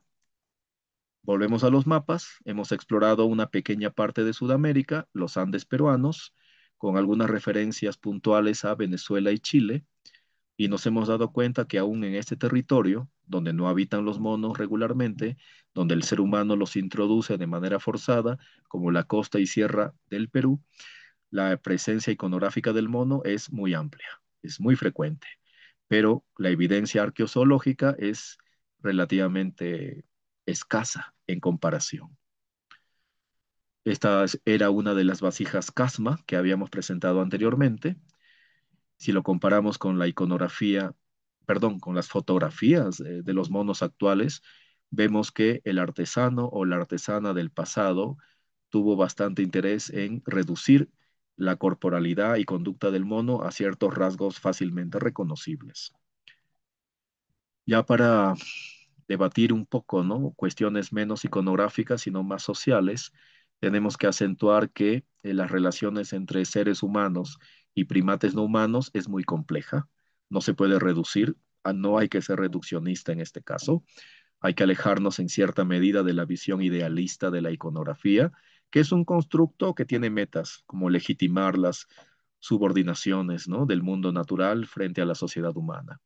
La crianza en cautiverio es evidente a partir de los rasgos de los monos que han sido hallados arqueozoológicamente en lugares del norte de Chile, de la costa norte peruana, que corresponden a especies foráneas a esos territorios. Entonces las poblaciones precolombinas han tenido que tener una visión peculiar, particular de los monos, pero también tendrían que haber reconocido que son seres que no se van a reproducir naturalmente en esas tierras serranas o desérticas, que están condenados a sufrir las consecuencias de vivir fuera de su hábitat en época prehispánica. El día de hoy, en el campo floreciente de la etnoprimatología, hay trabajos como los de Sam Shinny y otros que están enfocados en las relaciones, por ejemplo, de los Shipibo, que son habitantes de la Amazonía central peruana, con los primates con los cuales conviven. Esas relaciones son bastante ambivalentes. Los primates no humanos son alimento, son fuente de proteína, pero también son mascotas y también son parte del imaginario religioso y literario de estas poblaciones indígenas sudamericanas. Y posiblemente sea muy difícil reducir las relaciones entre humanos y no humanos a un par de conceptos básicos, Por el contrario, son relaciones que dan para debates larguísimos y puntos de vista a veces contrarios. Pero las publicaciones son un buen punto de partida para todo esto. Decíamos que los capuchinos o machines, que son los primates sudamericanos que llegan hasta la zona panameña y costarricense de cebus y zapayus, producen artefactos. En realidad así es. Utilizan guijarros para partir otros guijarros, para partir nueces, semillas duras. Esta conducta nos obliga a pensar de manera crítica en la definición de qué es cultura, qué es artefacto, y también nos obliga a recordar que para sociedades indígenas americanas, precoloniales y postcoloniales, los animales son muy humanos en su forma de actuar. La denominación de no humanos es hasta cierto punto el reflejo de las condiciones decimonónicas de la ciencia occidental. Esa divisoria categórica entre humano y no humano en muchos grupos sinceramente no existe. Eso es algo que debemos pensar con cada vez mayor frecuencia. Tenemos entonces en ambos lados del Atlántico la presencia de primates no humanos. Para el lado americano, tenemos allí en esta vista imágenes mesoamericanas de monos ataviados como divinidades, como figuras sagradas, con muchos ornamentos. En la parte inferior derecha, un mono representado en un palacio europeo de los siglos XV a XVI, con la cadena, con la soga en la cintura, que es su símbolo de cautiverio. Y en la otra parte de la vista, pues algunos monos del viejo mundo, ¿no? Realizando sus actividades en estado silvestre. Ya estas son las dos últimas diapositivas, Adriana. Tenemos entonces que pensar no solamente en términos duales, de humanos y no humanos. Tenemos que pensar en una serie muy compleja que recién empezamos a explorar, de vínculos de mutua dependencia entre seres humanos y los monos. Y esta mutua dependencia a veces va a necesitar que no los manipulemos, que los dejemos en su hábitat, que no fomentemos el tráfico ilegal o legal de especies de primates. Las sociedades indígenas que conviven con ellos en el bosque saben de esto mucho y pueden darnos grandes lecciones al respecto del cuidado de estos monos, a la defensa territorial de los bosques que ellos habitan y también a los peligros de la sobreexplotación del bosque y de la caza indiscriminada. En estas fotos, simplemente ya evocativas para cerrar la presentación, aparecen algunas imágenes que nos deben llevar a reflexión de cómo en el pasado y en el presente la presencia cautiva del mono entre poblaciones humanas ha motivado la creatividad del ser humano, su reflexión sobre los otros, pero siempre ha sido una fuente de sufrimiento para estos animales, tanto en época precolonial como en época actual y en el pasado colonial americano. El mono ha sido un ser cautivo, sometido a todo tipo de tratos, buenos y malos, a mimos, pero también a abusos. Pero su suerte en estado de cautiverio siempre ha sido la misma, morir porque no es su hábitat para la reproducción, la sierra o la costa. Tal vez el único espacio donde esta coexistencia se da en formas menos opresivas para los monos son las propias comunidades amazónicas, donde sí se puede pensar que a pesar del cautiverio, las condiciones no son tan opresivas como puede ocurrir en regiones alejadas del bosque neotropical. Con todo, en el viejo mundo también vemos algo muy semejante, como en la representación en el grabado de Goltzius, mono sentado con cadena, de la parte final del siglo XVI. Y la imagen del mono que aparece bastante sufriendo en el lado derecho corresponde a una especie de primate del sureste asiático encadenado. A pesar del paso de los siglos y milenios, esta situación no parece cambiar mucho. El tráfico ilegal de monos a lo largo del planeta es cada vez mayor posiblemente.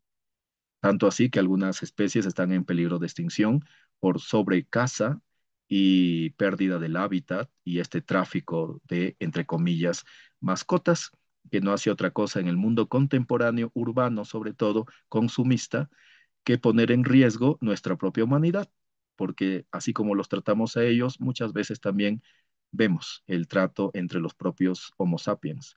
Muchas gracias, Adriana. Con esto culmino la presentación.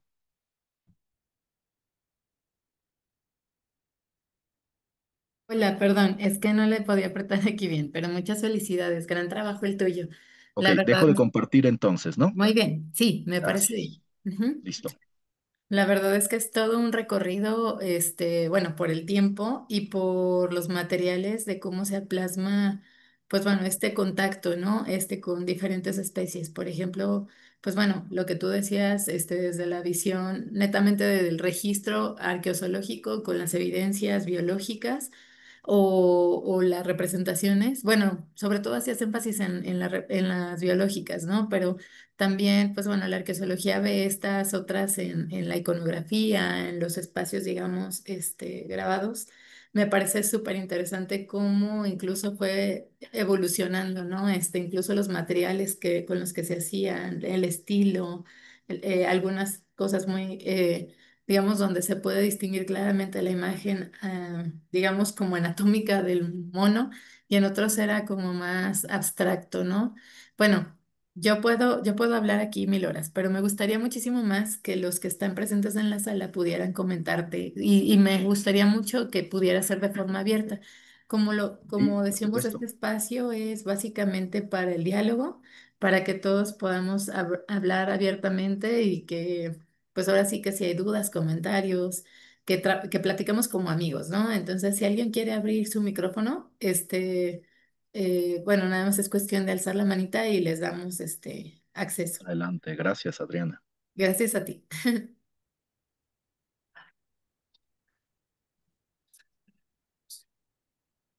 Nadie quiere hablar abiertamente. Bueno, mientras tanto, mientras se animan, que yo sé que luego es como de, a ver, a lo mejor yo, pero dan nervios, ¿verdad? Pero no tendría por qué, estamos en confianza. Pero bueno, aquí leo algunos comentarios que han dejado en el chat. Bueno, Edward Luis Everson dice, en México al parecer los monos se vieron generalmente con algunos aspectos relacionados con el dios del viento, Écatl. Y según tengo entendido, en esta observación de los monos eran patronos de los artesanos. ¿Existe algún similar en Perú? Veo muchas representaciones de primates en su arte cerámico. Y otra pregunta, bueno, ¿existen evidencias de su consumo como alimento? Y bueno, te dice muchas gracias y te felicita por la extraordinaria ponencia. Gracias, Adriana y a Edward. Sobre la primera pregunta, si los monos eran patrones de los artesanos, para el área maya eso está bastante comprobado a partir de la evidencia literaria maya y también la iconografía, sobre todo maya clásico y posclásico. Hay estos patrones de los escribanos, de los escribas, tienen rasgos de mono. Eso ha sido reportado hace bastantes décadas para Copán, por ejemplo. Eh, Seguramente que algo similar ocurre en otras áreas mesoamericanas fuera del territorio maya. Eso daría para una buena discusión. Pero para Perú, no, no. Los artesanos no tienen un patrón mono, no tienen un mono como protector sagrado, no. El tema de los y las artesanas en los Andes centrales, en Perú en particular, a nivel de sus advocaciones religiosas, aún no es comprendido a cabalidad, pero no, no parece existir ningún tipo de ligazón en particular entre los productores del arte, de la iconografía y los monos. Pero sí entre los monos y el sacerdocio, los monos y la muerte y los monos y la niñez. Yo creo que en el último punto es porque el mono, en cierta manera, para los seres humanos, es un ser incompleto, porque no habla como nosotros, porque su conducta a veces es, entre comillas, infantil, ¿no? Eh, pero no, no, con los artesanos, Edward, creo que no hay una relación a nivel de patrono, como sí ocurre para el maya en Copán y otras zonas. Ahora, la pregunta de Edward pasa al tema de evidencias de su consumo como alimento. La etnoprimatología amazónica, sobre todo, nos responde. Los monos son fuente de proteína cotidiana en la selva sudamericana y supongo que algo similar ha ocurrido también en los bosques tropicales centroamericanos y del sur de México. Pero en el día de hoy, a pesar de los problemas mencionados al final de la ponencia, de sobreexplotación, de pérdida de hábitat, sí, todavía sociedades como Aguajún, Shipibo, Machiguenga de la selva peruana incluyen al mono en su dieta cotidiana. Pero el día de hoy también es cada vez más difícil encontrarlos cerca a las aldeas. Tienen que entrar más lejos, al fondo del bosque, para encontrar poblaciones de mono que puedan ser cazadas con armas de fuego, arcos o cerbatanas. Cosa que, según ellos, no ocurría hace 50 años. Los monos estaban muy cerca a las aldeas, pero ahora se están alejando cada vez más, debido a que la caza es más intensa. A nivel de las poblaciones andinas y costeras del Perú, no hay evidencia alguna, pero eso se debe en principio porque la cantidad de monos siempre ha sido muy baja, debido a que son seres introducidos desde época precolombina. Y los restos arqueozoológicos de mono precoloniales para Sudamérica son muy escasos, como los de Venezuela, Huacaventarrón, Pachacamac o el norte de Chile. Así que no se puede responder, pero lo más probable es que no hayan sido consumidos, más bien hayan sido sometidos a exhibición, cuidado, pero un cuidado siempre en condiciones negativas para el primate no humano. Y finalmente, cuando morían, habrían sido convertidos en ofrendas, como en la pirámide del mono de Pachacamac, en parte de vestimentas, en fin, parece que de ellos no quedaba mucho después de su paso por la costa o la sierra peruana.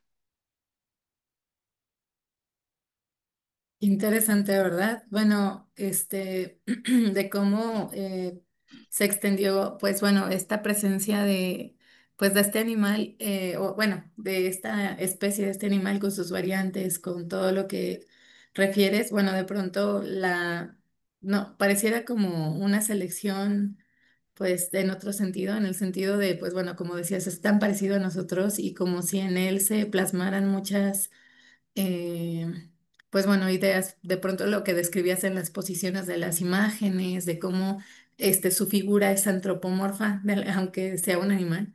De pronto en ese sentido está haciendo a veces acciones en las representaciones como si fuera una persona, ¿no? Y esto quizá pues también era la elección de ponerlo, de plasmarlo en en mucha iconografía tenga que ver con esa como terminas incluso al final, ¿no? Con esa similitud, pero a la vez extrañeza de no somos, pero sí, o sea, nos parecemos, no somos, pero sí somos, ¿no? De alguna forma esta relación.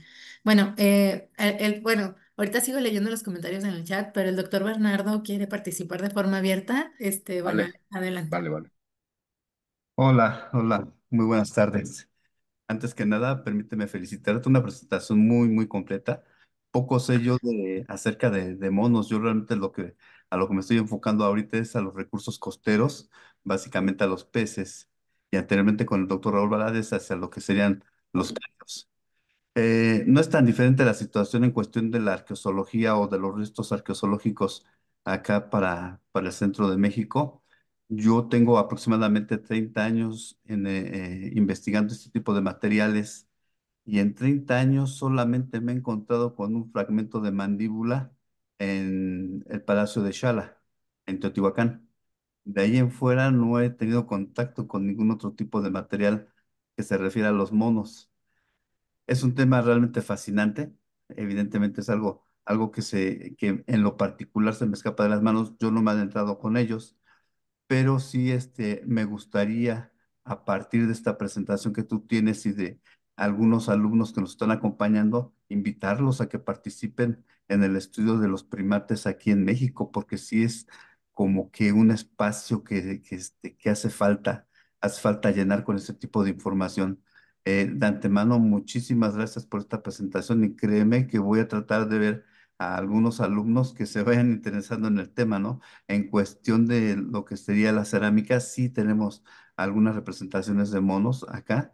Entonces, aunque pocas, creo que por ahí se puede empezar a entrar. Muchas felicidades y es un gusto estar escuchando tu presentación. Y gracias, Adriana. Me gustaría responder a Bernardo. Creo que sí. Ujú. Para el caso particular de Mesoamérica y México, hay un hallazgo de los últimos años en Pirámide de la Luna por el equipo integrado por mexicanos, japoneses y estadounidenses allí. Se han encontrado ofrendas en un conjunto que tiene una fuerte presencia maya para el clásico medio, si no me equivoco. Y entre esas ofrendas de animales debe ser un mono araña, aunque no estoy tan seguro. Por suerte eso ya está publicado, me parece que en inglés. Sí, de hecho, tuvimos oportunidad de verlo, no lo descubrí, bueno, yo no lo vi básicamente, pero sí con Agua Sugiyama, tuve la oportunidad de intercambiar un poco de información y llegamos a esa interpretación, pero, o sea, yo en lo particular, lo único que tengo es ese fragmento de mandíbula, sé de este entierro y pues sí, a partir de eso también es sumamente interesante, ¿no? Sí, sí, Bernardo y colegas, yo pienso que el tema del mono da para mucho, y como hemos visto con este surgimiento de un nuevo campo interdisciplinar, la etnoprimatología, y el otro campo interdisciplinar, la arqueoprimatología, debe ser muy impulsado en las universidades latinoamericanas, porque estamos hablando de países que van desde México hasta Chile y Argentina, donde de una manera u otra el ser humano ha interactuado con los primates no humanos por ya casi 12 milenios, de manera directa o indirecta. La época colonial no es un espacio vacío de esa interacción, todo lo contrario. Y también habría que integrar en estos campos multidisciplinares, interdisciplinares, la etnografía urbana relacionada con el mono. En muchos países latinoamericanos, el organillero, aquel hombre que andaba con un monito sacando la suerte, era, ahora tal vez ya no, un personaje propio de la identidad urbana de muchos migrantes. No sé si las clases altas tenían vocación por esto, pero en el caso peruano, quienes eran habituales clientes de los organilleros con su mono eran los migrantes, los campesinos que visitaban la ciudad y la gente de las clases populares. Entonces, da para mucho este tema y es tal vez uno de los campos más interdisciplinarios que puede haber y es muy necesario hacerlo porque la desforestación, el tráfico ilegal y también legal de especies y la sobrecaza en regiones donde los monos habitan, pues está poniendo en riesgo su supervivencia en gran medida. Y esperemos que esto pueda cambiar de alguna manera u otra para no poner en riesgo en el transcurso de unas décadas a especies que han habitado Sudamérica y parte de Centroamérica y Mesoamérica, como hemos visto al inicio de la ponencia, por casi 30 millones de años. Y es el ser humano el quien está poniendo en riesgo su sobrevivencia. Así es. Reitero mi felicitación y ciertamente las clases altas tienen la oportunidad de inclusive de tener este animalito en cautiverio como mascota, ¿no? No, no por ahí hay una pintura de Frida Kahlo en donde se pinta a sí misma con monos, ¿no? Sí, hay una pregunta, Adriana, de Ikram que tiene relación con lo Ah, que sí, dice sí. Bernardo. Ujú. Bueno, sigo en los comentarios, sí. Bueno, la doctora Mónica Tersch dice muchas felicidades por tan amplia e interesante ponencia. Y bueno, Edward Luis Severson también dice muy buena presentación. Felicidades, nos muestra que la disciplina arqueológica puede abarcar una gran variedad de temas. Este en particular me parece muy profundo, de nuevo, felicidades. Ikram, bueno, es también arqueólogo y él nos dice muchas felicidades, muy interesante la ponencia. Y bueno, pregunta, ¿el cautiverio de monos en épocas prehispánicas tiene que ver con el prestigio de alguna élite? Porque cautivar un animal de este tipo debe ser complicado. Me gustaría responder a Ikram en dos partes. Cuando hablamos de las élites prehispánicas, en realidad estamos hablando de grupos socioeconómicos muy distintos, a veces unos con otros. Las élites inca, por ejemplo, dominaban territorios extensos, multiétnicos, porque eran la cabeza de un estado imperial que iba desde el norte de Ecuador hasta el centro y sur de Chile. Es muy distinto hablar de una sociedad más regional, mucho más localizada como los Moche, cuyos dirigentes controlaban solamente algunos cientos de kilómetros dentro de la costa norte del Perú. Entonces hay una gran variabilidad cuando hablamos de élites, pero lo que no podemos dejar de perder de vista es que estos grupos, para poder alcanzar a tener un monito en su poder, tienen que haber dependido de extensas redes de intercambio. En el caso de los Moche, los monos pudieron haber llegado del sur de Ecuador y de Tumbes, pero también de la selva norte y central del Perú. En el caso de los Tiahuanaco o de la gente de Arica, los monos deben haber llegado de la selva boliviana, de la selva peruana de Madre de Dios. Son regiones que están distantes por cientos de kilómetros y que no son tierras llanas las que dividen el lugar donde están estos grupos que demandan monos y los hábitats. No, son tierras muy accidentadas. Algunos de los ríos más grandes del planeta cruzan estas tierras, como el Marañón, el Ucayali, el propio Amazonas. Hay desiertos, hay pantanos, bosques secos que enlazan pero a la vez dividen cada uno de estos territorios. ¿Qué grupos tenían acceso a los monos en época prehispánica? Creemos que la mayoría de ellos los demandaban, pero con pruebas arqueozoológicas solamente tenemos los de Caral a nivel iconográfico, los de Bichama también a nivel iconográfico, los de Áspero, los de Ventarrón a nivel arqueozoológico, los de Pachacamac para la época cercana a los incas, y son grupos de élite en Pachacamac, y los del norte de Chile, en Azapa, los datos de Iván Muñoz. Ahora, las crónicas de Guamampoma de Ayala también son fuente de información, porque nos habla que las damas, las señoras de alta alcurnia de los incas, querían tener junto a ellas a distintos seres humanos y no humanos peculiares, mujeres de muy baja estatura, loros o guacamayas y monos de la selva. Entonces sí, las élites para poder llegar a tener un mono, un guacamayo en su poder, tenían que invertir mucho. En época precolonial, el intercambio. En época colonial, la compra y venta. Era una forma de crear prestigio, sin duda alguno, a través, obviamente, de la vida de ese animal. En algunos casos, creándolo con mucho cuidado, pero siempre esperando su muerte en algún momento debido a que no se reproducen con facilidad en tierras altoandinas y costeras. El día de hoy también eso ocurre cada vez que alguien compra un mono en Trujillo, Lima o Huaraz, muere después de unos meses o años, no sobrevive mucho, debido a la alimentación, el clima, etcétera. Pero el otro punto que quería responder es que los grupos amazónicos el día de hoy, Machiguenga, Shipibos, Aguajún y muchos decenas de otros grupos más de la Amazonía sudamericana, tienen monos cautivos y son las mascotas de niños y adultos. Como ellos están en el hábitat de los monos, se puede decir que su condición de vida es, entre comillas, mejor. El alimento, la temperatura, la vegetación son las mismas. En cautiverio o en estado silvestre, lo que está en juego es la libertad del primate no humano. No hay estudios de rango de vida, pero debe ser un poco mayor que el rango de vida del mono en la ciudad costera o serrana del Perú, Ecuador, Bolivia o Chile. En la Amazonía, tener un mono cautivo creo que no es un atributo de prestigio. Todos tienen acceso a los monos para fuente de proteínas o mascota engreída de la casa. No es un atributo de prestigio para ellos, porque es bastante común acceder a un mono. Es un ser que habita muy cerca a ellos.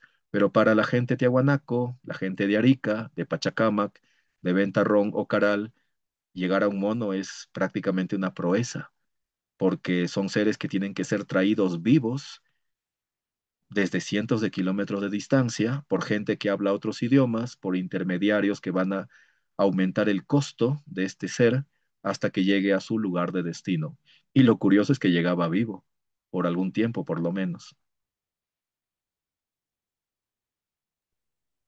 Wow, sí, es toda una dinámica de todo, ¿verdad? De trabajo, de transportación, pues ahora sí que de convivencia con estos animalitos y pues bueno, el registro arqueológico que tú, bueno, que nos documentaste en todas las fases, en todas las regiones, de pronto es un viaje como muy rico en información. Pero bueno, sigo leyendo los comentarios porque igual es importante que los que están aquí, puedan comunicarse contigo, aunque algunos quizá no puedan abrir el micrófono por mil cosas que luego suceden. Te leo, ¿sale?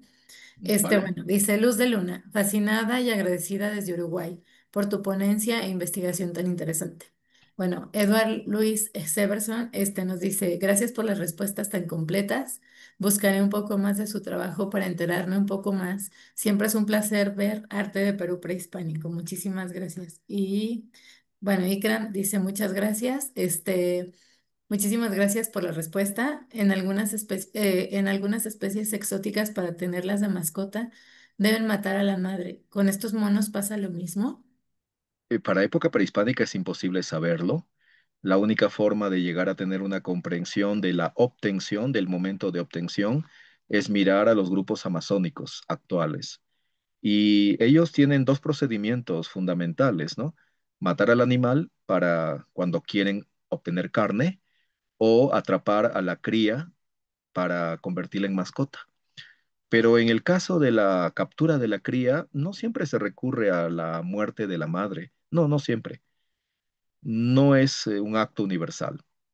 Tampoco se puede pensar que es un acto de crueldad premeditada. Es muy coyuntural la forma de obtener una cría, muy coyuntural. Puede ser una cría que ha caído del árbol y que lo encuentra un niño o un cazador y decide, por ser muy pequeña, llevarla a casa para que su familia lo adopte y la convierta en la mascota. Pero no hay una forma universal de proceder.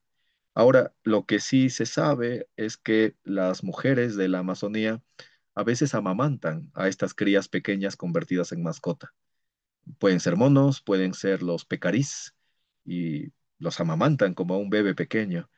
Mm, Como decíamos en algunas partes de la ponencia, la visión del ser humano sobre los monos en la sierra, costa del antiguo Perú, a veces los coloca en planes de infantes a estos monitos, como niños, como seres condenados a ser infantes eternos. Tal vez por ahí va el asunto, ¿no? De que cuando hay la captura del mono, es una cría y en la conciencia del ser humano, en cierta manera, para justificar la privación de la libertad del ser no humano, tiene que ser una cría para toda su vida, hasta que muera, porque es incapaz de sostenerse por sí mismo, extraído de su hábitat natural. Y bueno, hay cosas que, digamos, como al ver, pues bueno, que son dinámicas culturales, sociales, este proceso como de, pues bueno, de dominación de estas especies de domesticación y de dominación de alguna manera, pues sí son aspectos que escapan del registro, ¿verdad? Sí, Pero realmente tu construcción es muy valiosa. La verdad es que yo creo que, como bien decías, da para mucho. O sea, pese a que está muy bien construido todo lo que has realizado, pues todavía hay muchísimas líneas de investigación en las que pueden incorporarse, pues bueno, jóvenes. Como sabes, bueno, este canal es universitario y como tú también nos permitiste conocer en tu currículum, pues tú das clases.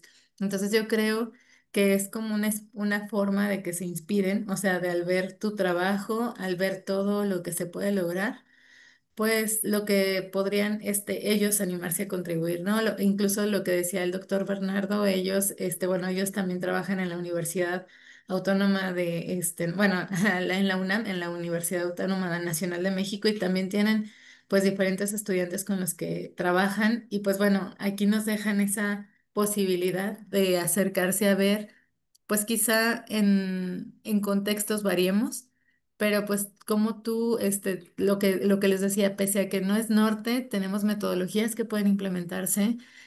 Podríamos hacer análisis comparativos de especies a lo mejor no, parecidas acá el mono también, aparecen en algunas áreas, Chiapas y toda esta parte de la zona, maya, quizá no tan representado, no lo sé, o sea, igual la gente de allá podría ver qué tan similar es la presencia del mono en estas zonas, ¿verdad? O qué tan presente o ausente está esta especie, porque sé que es una especie que incluso en algunos lugares se decía que aquí sí se consumía, no lo sé. En ese sentido, podría ser como muy complementario ver, pues, que compartimos o tenemos como prácticas. Pues diferentes en relación a una especie, ¿verdad? Bueno, el tiempo tristemente nos come. Eh, Fue realmente un placer escucharte. Muchas gracias a ustedes.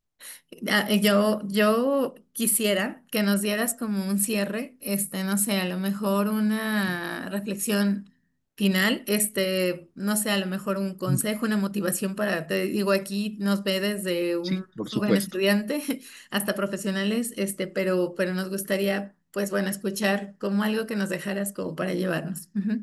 Sí, por supuesto, Adriana, como una especie de reflexión final y palabras de mi parte de despedida, que cualquier joven estudiante, cualquier investigador de ciencias sociales que tenga interés en el tema tratado, que son las relaciones entre humanos y primates no humanos, siga para adelante de manera integral o complementaria a sus metas de desarrollo personal y académico. Es un tema muy necesario, hay mucho tráfico ilegal, hay mucha experimentación en laboratorio con monos y hasta cierto punto esa manipulación del mono habla de la constante visión del ser humano como superior sobre el resto de la naturaleza. Los hemos convertido en seres de laboratorio, los hemos Ujú. convertido en mascotas, en seres sagrados, pero siempre rompiendo su forma de vida y sin que lleguen a ser animales domésticos. Solamente son animales criados en cautiverio. Es decir, ellos no dependen del ser humano en realidad para existir, como puede ocurrir con una especie plenamente domesticada. Ese es un tema que ustedes en México conocen muy bien, la diferencia entre animal domesticado y animal criado en cautiverio. Ellos son seres criados en cautiverio. Así que no tenemos tal vez que mirarlos como objetos nuestros, sino como seres que coexisten con nosotros. Así que cualquier investigador que quisiera dedicarse a ver el tema iconográfico, arqueozoológico o social vinculado con los monos, debe sentirse entusiasmado, debe sentirse feliz, pese a todo, de tener una posibilidad de avanzar desde diferentes ángulos, desde el estudio de los organilleros, que cada vez existen menos, para bien o para mal, hasta llegar a las sociedades precolombinas, ¿no? Y su relación con los monos allá en México o acá en Perú. Eh, Adriana tiene mi correo, mi Ujú. contacto telefónico. Estamos prestos a ayudar en cualquier cosa. Algunos trabajos ya están publicados, otros todavía no, pero están en camino. Y yo creo que en México habrá una comunidad arqueozoológica de interés central que sin duda va a crecer cada vez más y que debe articular fuerzas con la comunidad sudamericana que también tiene esa meta común. Y si logramos articular fuerzas, y tenemos una visión así compartida entre nuestros problemas y promesas de países tan diversos como México, Perú o Bolivia, pues se puede llegar a mucho, porque como se dieron cuenta ustedes, la mayor parte de la literatura especializada está en inglés y también eso es otra forma de subordinación que no debemos perder de vista. Muchas gracias, Adriana, y esperamos tener contacto frecuente con ustedes.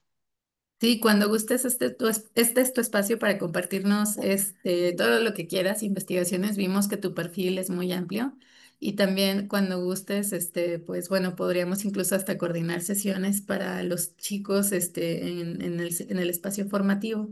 Sí, Pero claro. sí, eso que mencionas creo que es un muy buen cierre, porque de pronto estamos como muy acostumbrados a querer compararnos con metodologías de países que, pues bueno, no es malo tener como una visión, digamos, amplia, pero de pronto las metodologías, los contextos, incluso dinámicas culturales se parecen mucho, nos parecemos mucho hacia la parte central sudamericana. Entonces, podríamos como estar trabajando mucho en conjunto y crear vínculos, ¿no? Para entender, pues bueno, toda nuestra historia a través del tiempo. La verdad es que nos dejas con muchas ganas de seguir investigando.